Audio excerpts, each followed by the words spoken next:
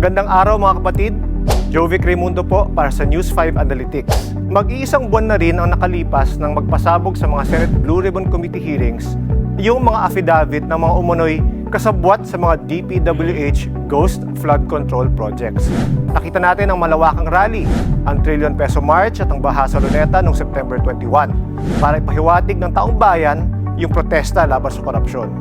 Kung ating pong babalikan, ang updated mentions data natin from Meltwater pagkatapos po ng September 21, ito pong bar chart na ito, may 4.57 million na mentions patungkol sa flood control scandal at pati sa mga protesta. Kung dati po, tingnan natin, 6,000 mentions per day for 82 days, yung July to September 20. Nagkaroon ng peak of course noong September 21. Pagkatapos ng rally, from September 22 to October 28, 123,000 mentions per day na ukol sa usaping korupsyon, DPWH at iba pa. Pagtingnan po natin yan on a per day basis, no? After September 22, makita po natin tumaas ang kamalayan ng mga tao at ngayon lagi nang napag-uusapan. 99,500 mentions average na natin to from October 1 to 28, mas mataas na yan sa dating 6,000. Bagamat nabawasan at tila tumahimik ang mga usapin dahil nalipat na sa jurisdiction ng ICI ang investigasyon, ang ilang sektor ng lipunan ay aktibo pa rin itong pinag-uusapan at inaaksyonan. At ang naging usap-usapin kamakailan, ang sinasabi nating mga Gen Z sa mga iba't ibang mga balita. Ang mga rally dito noong September 21 ay isa lamang sa nangyayaring protesta sa iba't ibang panig ng mundo. Sa Indonesia, Nepal at Pilipinas, pati na rin sa Madagascar, Morocco at Peru after September 21, marami nang nagpapahiwatig ang saloobin at nagmamarcha laban sa korupsyon ng gobyerno at mararangyang pamumuhay ng iilan sa mga bansang ito. Ang isa sa mga simbolo na lumitaw at paulit na ginagamit ay ang tinatawag nating One Piece flag o Straw Hat Pirate flag o Jolly Roger, galing sa anime po na to. Makita po natin sa bawat araw na may peak mentions ng watawat na ito, sumasabay rin sa araw ng mga protesta sa mga bansa. Ang Indonesia, 21,300. Sa Nepal, noong September 10, a few days before us, halos 16,000. Ang Pilipinas naman, halos 7,000.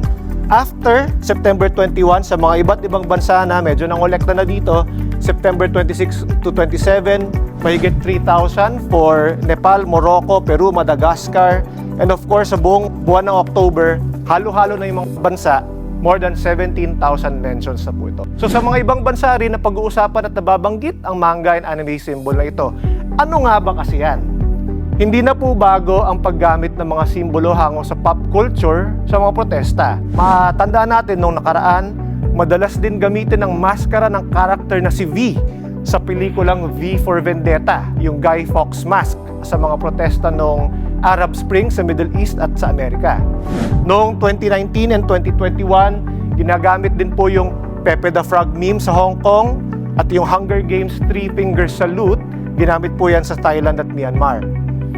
Hindi rin nakakasurpresa ang ganitong paggamit ng simbolo taong 2025 na hango sa anime na kadalasan ay napapanood ng kabataan at Gen Z. Sa ilang mga research at panayam, masasabing ang mga Gen Z ay lumaki sa panahon ng mga sikat na anime tulad ng One Piece at ang pinagdadaanan ng kwento ng bida tulad ni Monkey D. Luffy at ang kanyang Straw Hat Pirates crew. Akma ito sa dinadaanan ng mga taong bayan sa realidad nila ngayon. Dahil sa paglaban ng mga Straw Hat Pirates sa mga puwersa ng world government, nakita ng mga Gen Z fans na akmang gamitin ang simbolong ito sa pagprotesta rin. Simbolo ng rebelyon, ng mga pagod na sa korupsyon at kahirapan at paghalo ng politika sa mga sikat na pop culture references, ito ay patuloy na pinalalakas ng mga Gen Z ayon sa mga research at panayam. Ngunit, sino nga ba ang mga Gen Z at bakit sila aktibo sa political diskurso ngayon? Ang mga Gen Z, ayon sa Pew Research Center, ay mga individual na ipinanganak mula 1997 hanggang 2012. So kung titignan po natin ngayong 2025, ang pinakabatang Gen Z ay 13 years old, habang ang medyo matandang Gen Z ay nasa late 20s na or 28 years old. Kadalasan sila ay pwedeng nasa high school o kolehiyo, mga fresh graduate at ilan din ay nagtatrabaho. So nasa ganitong edad na rin, pwede silang gumawa ng mga social media account at makilahok sa mga diskurso. Alam din po natin habang tumatanda, tumataas ang ating spending power at lalo na ang impluwensya sa kultura. Sa isang study ng We Are Social Global Digital Report in 2025, kung ang mundo natin ngayon ay may 8.25 billion na katao, mahigit 1/4 ng tao ay already Gen Z. Galing po yan sa 31.3% na kabilang sa edad na 10 to 29. So ito po siya, yung nakita po natin mga malaking bar chart, pag pinagsama-sama, yan po ay Gen Z. So sa Pilipinas, hango sa 117 naman natin na population, malapit na sa 40% ang Gen Z or 13 to 28 years old ngayong 2025. Mas mataas po actually ito sa global benchmark, kanina na 31%. Tingnan po natin, 10 plus 30 plus 17. Ang Gen Z ay naisilang at lumaki sa digital world. Sila actually tinatawag na digital natives o highly connected or informed and online. Mula pagkabata, sabihin po natin 7 to 27 years old or 10 to 13 years old, within these years, makita po natin sumasabay ang kanilang growth kasabay ng mga launch ng mga importanteng online platform pati mga devices. Hanggang sa edad na kaya nang gumamit ng computer or gadget, sabay na sabay ang kanilang growth sa mga to. 83.8% o 98 million na Pilipino ang gumagamit na raw ng internet ayon sa study. Habang 95.8 million naman ang mga may social media user accounts o 82% na ng ating populasyon. Mas mataas pa ito sa 68 to 70% benchmark ng Southeast Asia o ng mundo. So, very highly connected tayo. Sa mundo po ng social media, ang Facebook ang pinaka-paboritong platform ng Pinoy. Tingnan na po natin, nasa 36%. Susunod, ang Facebook Messenger, 22.7%. Pero ito po, ang TikTok, isa sa mga fastest growing ay number 3 na at 22.4%.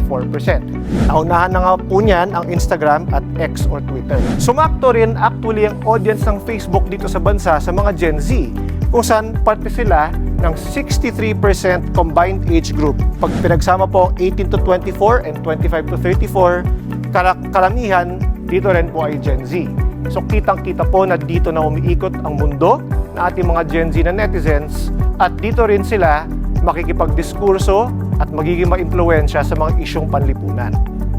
Sa iba't ibang larangan, sa mga bali-balita ngayon, makitang lumalaki ang papel ng Gen Z.